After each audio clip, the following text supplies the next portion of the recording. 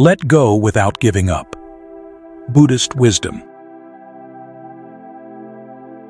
There's a moment most of us know well. You tell yourself, "It's okay. I've let go." And for a few hours, maybe even a few days, it feels true. The weight lifts. The mind quiets down. You believe it's over. And then night comes, and you're lying awake again. The anger is still there. The regret is still there. The same scenes replay behind your closed eyes. The same words, the same faces, the same ache sitting right where it always was. You said, "I've let go," but your body knows the truth. The heaviness hasn't moved. Something inside is still holding on, even though you told it to stop. This is something almost everyone has lived through, and almost no one talks about honestly. We hear "let go" everywhere, in books, in spiritual teachings, in conversations with people who care about us. People say it as if it's simple, as if all you have to do is decide. But nobody explains what letting go actually feels like on the inside. Nobody explains what makes it different from just walking away. So we try our best. We say the words. We make the decision. And then the weight is still there in the morning. And it gets worse. Because when you try to let go and you can't, now you carry the original suffering and the quiet shame of failing at something that everyone seems to think is easy. Look around. Almost everyone is carrying something they claim they've already released. A past relationship that still stings when a certain name comes up. A career setback that still colors how they see themselves. A childhood wound that still shapes the way they love, the way they trust, the way they hold on too tight or pull away too fast. The words, "I've let go," may be some of the most frequently spoken, and most rarely true, words in any language. There's a reason for that. And it has nothing to do with weakness. It has to do with the fact that what most of us call letting go is something very different from what the Buddha actually taught over 2,500 years ago, with a care and precision that still holds up today. That's what I want to sit with you and explore. What letting go really means, why it's so hard, and what the Buddha saw that most of us have been missing. There's a picture that comes to mind for most people when they hear the words, "let go." It looks like stillness, like passivity, like someone sitting quietly, wanting nothing, doing nothing, drifting through life without purpose. Some people hear "let go" and think, "If I let go, I'll lose everything I've worked for." Others hear it and think, "Finally, permission to stop trying." Both reactions miss the point, because the Buddha never taught either of those things. And the actual meaning of letting go in his teaching is far more precise and far more beautiful than most people realize. In the Pali language, the language of the earliest Buddhist texts, the word for letting go is patinissaga, and the way it appears in the teachings reveals everything. In the Anapanasati Sutta, the Buddha's discourse on mindful breathing, he lays out 16 steps of practice, and the final 4 form a progression that is deeply revealing. First, you train yourself to breathe while focusing on inconstancy, observing directly that everything you experience is changing. Every sensation, every emotion, every thought, arising and passing away. Nothing holds still. Nothing stays the same from one breath to the next. Then, from that seeing, something naturally follows. You focus on dispassion, the fading of craving. The grip loosens on its own, because you've seen that what you were holding on to was never standing still.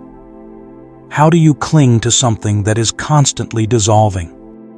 Then comes cessation, the quieting of clinging itself. And finally, the 16th step, relinquishment, patinissagga. This sequence matters deeply because it shows that in the Buddha's teaching, letting go is never where you start. It's where you arrive. You don't begin by letting go. You begin by seeing clearly. And letting go is what happens naturally, almost inevitably, at the end of a process of genuine understanding. The same insight appears in one of the most concise teachings in the Samyutta Nikaya. The Buddha said, "Form, feeling, perception, choices, and consciousness are impermanent." Seeing this, a learned, noble disciple grows disillusioned. Being disillusioned, desire fades away. When desire fades away, they're freed. Seeing impermanence, then disillusionment, nibbida, then the fading of desire, viraga, then freedom, vimutti. Disillusionment can easily be misunderstood. In English, it sounds like defeat. But in the Buddhist context, it means something closer to waking up from a spell.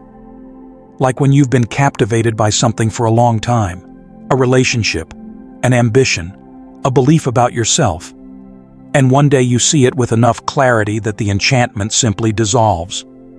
Nobody forced it. You just saw what was actually there, and the fascination couldn't survive that seeing. The relationship was the same. The ambition was the same. Your seeing changed. And once seeing changes, everything that was built on not seeing starts to loosen. So if we define letting go in the most direct way possible, based on the Buddha's own words, letting go is the natural release that happens when you see clearly that what you've been holding on to is impermanent, cannot give you lasting satisfaction, and does not belong to any fixed self. These are the three characteristics, anicca, dukkha, anatta, that the Buddha identified as the fundamental nature of all experience. What makes this definition so different from how most people understand letting go? Most people think of letting go as something you do, a decision, an act of willpower, a moment where you choose to stop caring. The Buddha's teaching points to something entirely different. Letting go is something that happens to you when you see clearly enough. You don't let go. The seeing lets go. You just provide the conditions for that seeing to arise. When you see this directly, through your own body, your own feelings, your own lived experience, the hand opens on its own. The way your fingers would release if you suddenly realized you were gripping a burning coal. Nobody needs to convince you. The seeing itself is what lets go. Now that we understand what the Buddha actually taught, something becomes very clear. Something most of us have felt but couldn't quite name. There's a world of difference between giving up and letting go. And the difference has nothing to do with the action. It has everything to do with what's happening inside you at the moment you walk away. Think about a time you let go of something. A relationship, a dream, a grudge. And ask yourself honestly, what was the feeling in your body at that moment? Was there a storm, resentment, exhaustion, the bitter taste of defeat? Or was there a quietness, something settling, something opening, a weight lifting that you couldn't quite explain? When you give up, there's usually that storm. You walk away burning. The hand opens, yes, but the mind is still clenched tight. The arguments in your head are still running. The ache hasn't moved. You changed your circumstances, but the inner landscape is exactly the same. Weeks later, months later, the same anger surfaces, the same sadness returns, the same thoughts circle back. Because nothing inside actually shifted. You moved your body, but your heart stayed in the same place. When something truly lets go inside you, the experience is unmistakable. There's a settling, a softness. You may still feel sadness. You may still feel the weight of what was lost.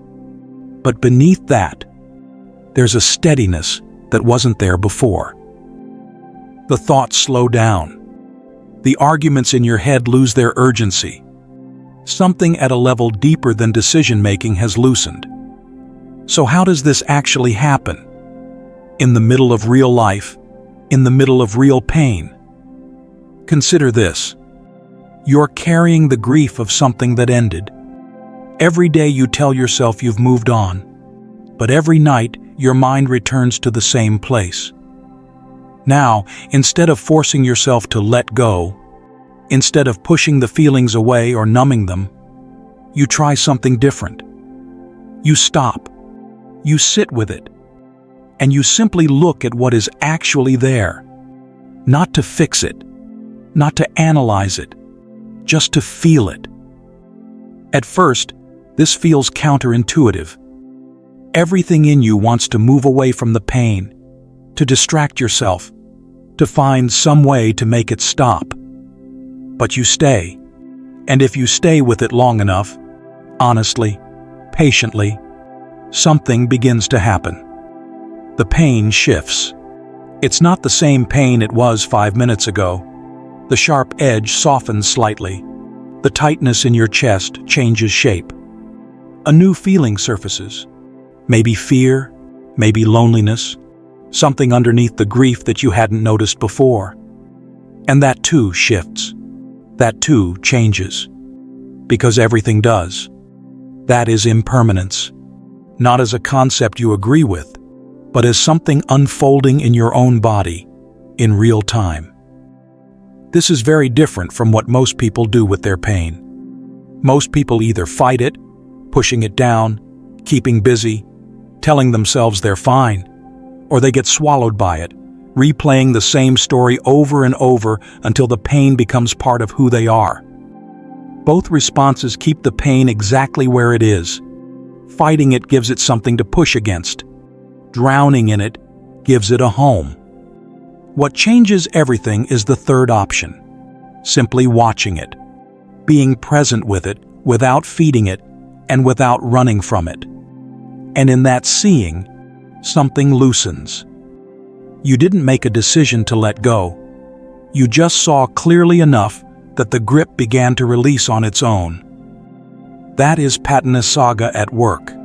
In the middle of your heartbreak. In the middle of an ordinary night.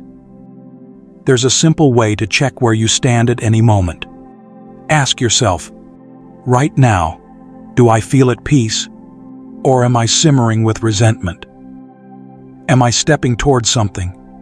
Or running from something? If your body is still tense, your chest tight, your mind still arguing with someone who isn't there, then whatever is happening, it probably isn't letting go yet. It's a wound looking for distance. But if beneath the sadness, you can sense a certain spaciousness, an acceptance that doesn't feel forced, then the understanding is doing its quiet work. There's a reason letting go is one of the hardest things a human being can do. And it has almost nothing to do with the thing you're trying to release. From the time you were very young, the world taught you to hold on. Hold on to good grades. Hold on to friendships. Hold on to the approval of people around you. Hold on to the image of who you're supposed to be. The entire structure of society, education, family, culture, runs on one deep assumption. Your worth is measured by what you have, what you keep, and what you achieve. Lose any of it, and something is wrong with you. This has been passed down through generations, woven into how we learn to be human. So when someone says let go, even when those words carry truth, they collide with everything you've absorbed since the day you were born. Every instinct says, hold tighter. Because holding is what you know. Holding is what kept you safe. The Buddha saw this clearly. Among the 10 fetters, Samyojana, the very first is Sakaya Ditti, the deeply rooted illusion that there is a fixed, permanent self at the center of everything. A me that must be defended, satisfied, validated. Every other form of clinging traces back to this root. We hold on to things because we believe there is someone here who needs them. And when that belief is questioned, even gently, it can feel like the ground disappearing beneath your feet. In the Alagaddopama Sutta, the Buddha addressed this with remarkable directness. He told the monks that corporeality is not theirs. Let it go. Feeling is not theirs. Let it go. Perception is not theirs. Let it go. And he offered a striking image. If people carried away all the grass and branches in a grove, or burned them, would you think they're carrying me away, they're burning me? Of course not, because those things aren't you. In the same way, what we cling to is not ours. And letting it go, the Buddha said, will bring welfare and happiness for a long time. So if letting go has ever felt impossibly hard, understand. You're being invited to look at the very foundation you've been standing on your entire life. And within this difficulty, there is a trap that can keep you stuck for years while you believe you're free. When the real work of letting go feels too heavy, the mind does something remarkably clever. It finds a shortcut. Instead of going through the slow process of genuine understanding, it turns down the volume on everything. It numbs itself. And it calls that numbness letting go. You've probably seen this happen. Someone goes through something devastating, a betrayal, a loss, a heartbreak, and instead of allowing themselves to feel it, they reach for the nearest spiritual idea. Everything is impermanent. Nothing matters. I'm at peace. The words are technically accurate, but the way they're being used has nothing to do with wisdom. They're being used as a wall between the person and a pain they haven't yet faced. And it works. For a while. The pain quiets down. Life feels manageable again. The person begins to believe they've made peace with what happened. But something subtle has also happened. The heart has closed a door. And once one door closes, it becomes easier to close the next, and the next. Over time, this becomes a way of living. Trust disappears. Vulnerability starts to feel dangerous. And the person moves through life wrapped in a quiet that looks like peace from the outside. But inside, the warmth is gone. The openness is gone. Something essential has been shut down. In the Buddha's language, this is avijja, ignorance. You haven't gained clarity. You've simply turned away. The question then becomes, if forcing yourself to let go doesn't work, and numbing yourself isn't the answer either, then what is? The Buddha didn't just describe the problem. He offered a path, a way of working with the mind that avoids both extremes. The extreme of clinging until it breaks you, and the extreme of numbing yourself and calling it freedom. That path begins with something very specific. Right effort. Sama Vayama. In the Samyutta Nikaya, the Buddha described it clearly. A practitioner generates desire, endeavors, activates persistence for 4 purposes. To prevent harmful states from arising, to abandon those already present, to develop wholesome qualities that haven't yet appeared, and to maintain those already present. This is active, deliberate engagement, the opposite of passivity. And the crucial thing to understand is that the effort isn't spent on trying to let go. The effort is spent on creating the conditions for clear seeing, on training the mind to stay present, to observe honestly, to keep looking when everything in you wants to look away. And from that seeing, as we've explored, the letting go follows on its own. But what does that effort actually look like in practice? In the Mahasatipatthana Sutta, when teaching the contemplation of feelings, Vedananupasana, the Buddha gave instructions that are both simple and radical. When a mendicant feels a pleasant feeling, they know, I feel a pleasant feeling. When they feel a painful feeling, they know, I feel a painful feeling. When they feel a neutral feeling, they know, I feel a neutral feeling. He was pointing to something that goes against both of our deepest instincts. Our first instinct, when pain arrives, is to push it away. Our second is to drown in it, to wrap our identity around it and let it consume us. The Buddha pointed to a third way. Stay present with it.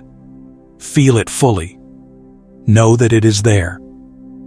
And in that knowing, don't become it. Don't cling. Don't flee. Just be aware. This is the middle way lived from the inside. And it is something you can begin to practice right now. Not only on a meditation cushion, but in the middle of your daily life. When anger rises during a conversation, you can pause and notice. There is anger here. When loneliness shows up on a quiet evening, you can sit with it. There is loneliness here. When fear tightens your chest before a difficult decision, you can breathe and observe. There is fear here. Each time you do this, each time you stay present with what you feel, instead of running from it or being consumed by it, you are walking the path the Buddha described. This practice doesn't require you to withdraw from life or sit in a monastery for years. It requires one thing: the willingness to stay with your own experience for a moment longer than feels comfortable. To breathe into the tightness instead of away from it. To look at the sadness instead of around it. That willingness, practiced again and again in small moments throughout your day, is what builds the foundation from which real letting go becomes possible. And when you practice this way, something begins to happen that thinking alone cannot produce. The feeling moves, it changes shape, it may intensify before it softens. But it softens. Because every feeling shares the same nature. It arises, exists for a time, and passes away. Anicca, impermanence, experienced directly, in your own body, breath by breath.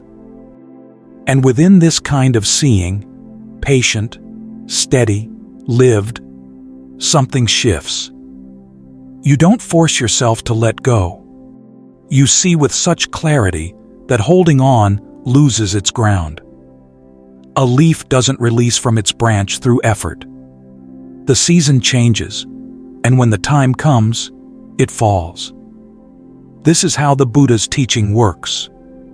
It gives you a way of seeing, and the letting go arises from that seeing, in its own time, at its own pace. Your job is simply to keep looking, honestly, gently, without turning away. In the end, letting go may be the deepest form of presence a human being is capable of. It is not the absence of love. It is not the withdrawal from life. It is the releasing of everything that stands between you and being fully here, the clinging, the delusions, the fears, so that what remains is a heart open enough to live, to give, and to love with everything it has.